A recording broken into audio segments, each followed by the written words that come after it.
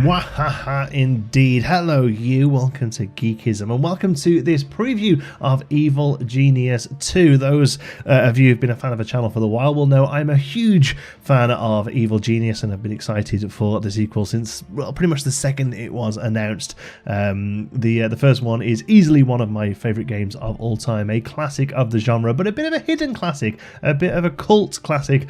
So I'm kind of making this video really to let probably a few of you know that this even exists and that it's coming pretty soon. They've just announced the release date, March 30th, so we've got a little over a month, maybe 6 weeks at time of recording this before it comes out. We are going to be covering the game a lot here on the channel, so if that's something you're looking forward to, make sure you are subscribed.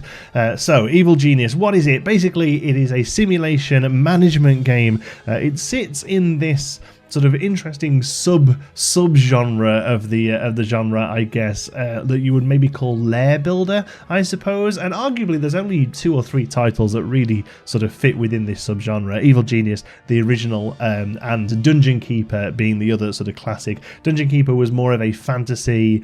Lair, you were more sort of like a Dungeons and Dragons bad guy, and heroes would come in to fight your minions. Here, you are playing the classic Bond villain, and the agents of justice are coming in. So you are technically the bad guy or the bad girl.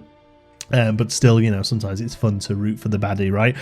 So you're going to be building up your lair. You're going to be getting everything you would expect to find. You need your power. You need somewhere to keep your bullion that you can see there. You need places for your minions to rest and eat and work and train. You need an inner sanctum for your evil genius to hide. And you need lots of traps so as that any agents of justice who manage to find their way through the doors won't be able to actually get to you. And you need a cover operation as well. You need a way to explain why you are building on this tropical island in the middle of nowhere. And in this game, that's done by a casino at the front of the cave.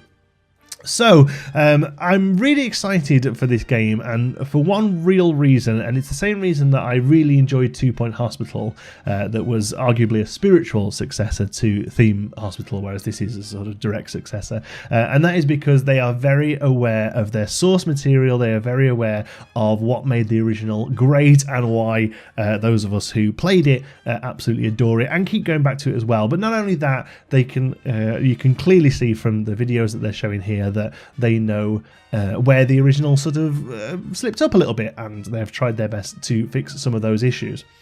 So one of the issues, I think personally, where the original slipped up was on this screen that you're looking at here, and this is the world map.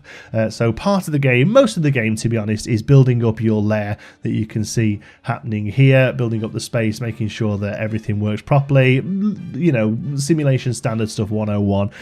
But then the other main chunk of the game is going to be sending your minions out into the world to commit dastardly deeds and earn revenue for yourself, but also a notoriety and power and influence. This is going to be a way of going out and finding and getting hold of special items that you can bring back, you know, loot basically. In the original, there was things like you could go down and shrink the Eiffel Tower and bring it back and put it in your lair. You know, you could go and get invisibility cloaks, various statues, totem poles, all that sort of stuff. Also, just revenue, also intel, and also you could go out and find other minions types. You know, you would go out and find a guard, bring him back, and then your minions can train themselves as guards. You go out and find a valet, and the minions can train themselves as valet, and all that seems to have carried over. They just seems to have tidied it up a little bit, made it a little bit more interesting, made the more options.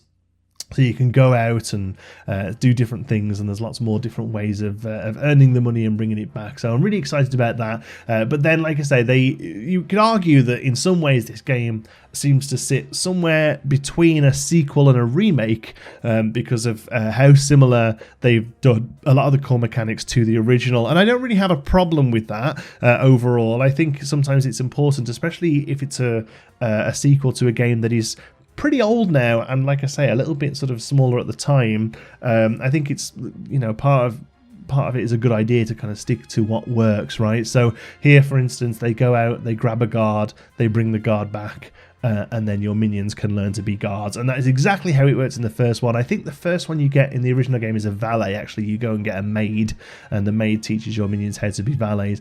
I talk here about guards and valets. Your minions are split into 3 sections. You've got well, first of all, you have your base minions, the yellow jumpsuit guys, the ones who stand screaming in front of Austin Powers as his steamroller comes towards them. You've got those, the completely what's the usable, I can't think what the word I'm trying to think of, throwaway minions, but then from there they can level up into 3 different categories. You've got the sort of the guard aspect, the security. You start off with these sort of just sort of muscle, but then they go into sharpshooters and things like that. Then the middle one is the sort of the valet mark. So you start off with valets. These are people who are able to charm and schmooze the agents as they come in. Oh no, sir, you don't need to look behind that door. Here, let me shine your shoe and send you on your way, that kind of stuff. And then those level up eventually into things like spin doctors, playboys, that kind of thing. And then the final one is the science tree. That one's a little bit more sort of self-explanatory. Science minions, they're the ones who are going to be upkeeping your equipment and then also helping build the world domination, the big gun thing at the end, whatever the sort of big sort of thing that you're going to be taking over the world with. It looks like there's 4 different ones of those that you can build, one for each of the evil geniuses you can play. So in the original game there were 3 evil geniuses. Only one of those has come over into this game, that being Maximilian.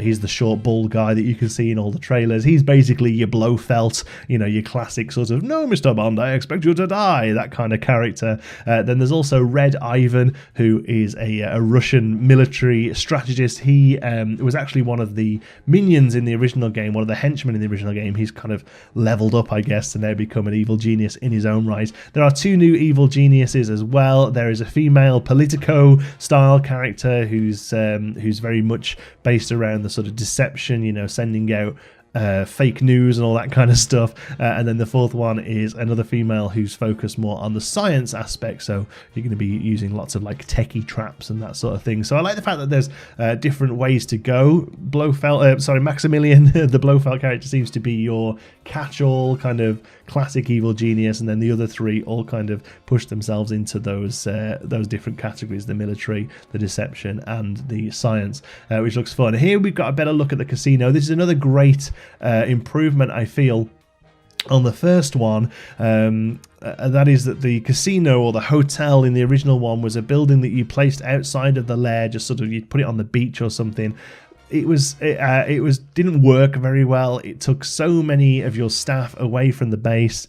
Half the time the people who were going to the island, the tourists or the agents, never even went anywhere near it. Here it is actually a front, not just symbolically but physically. It is a front to your building, so anyone who comes into the building is going to see this casino, and for the most part they're going to use the services and leave again, not realise that behind that big door at the back that the heavies are stood outside. There's some more nefarious things going on, so I like that. That's a good change. I think that's a really great idea, building the casino into the actual base itself. I think that works really well. A few other changes I've seen, just little things if you did play the original. Now the main one, I think, is that the minions are able to train themselves. So when you place down a punch bag, for instance, that's going to turn a regular minion into a guard, it doesn't necessarily need a guard there with them to train them. It sounds like such a little thing, but later on, when you get to the really higher up levels of minion training, your spin doctors, things like that, you may only have sort of 3 or 4 of them in your whole base. They're almost henchmen in that level. You have a very select few of people who are able to do this sort of high-end level of service, and if you've only got 3 of them and one of them is always training up the 3rd one because one of them's just died, it means you're very limited in how many you can actually get there. So that's a really good feature, I think, that they've changed as well. Loads of little things. I think the art style looks fantastic, the UI looks fantastic. I think they've got this incredible art style that looks almost retro but modern, very much how 2 Point Hospital attacked the pixel style of Theme Hospital. I think they've done a really great job here of bringing that sort of 60s nouveau retro style into the 21st century. I absolutely cannot wait for this game. End of March it's going to be coming out. We will be playing it as soon as we get hold of it. Whether or not I get early access or not, I do not know what the plan is yet. I have been talking to people at Rebellion. Hopefully they sort me out with it. I will be bringing it to you as soon as I can. I cannot wait. Let me know in the comments, are you excited for Evil Genius 2 as much as I am? Thanks so much for watching. Love yous all to bits. Till the next one, be good.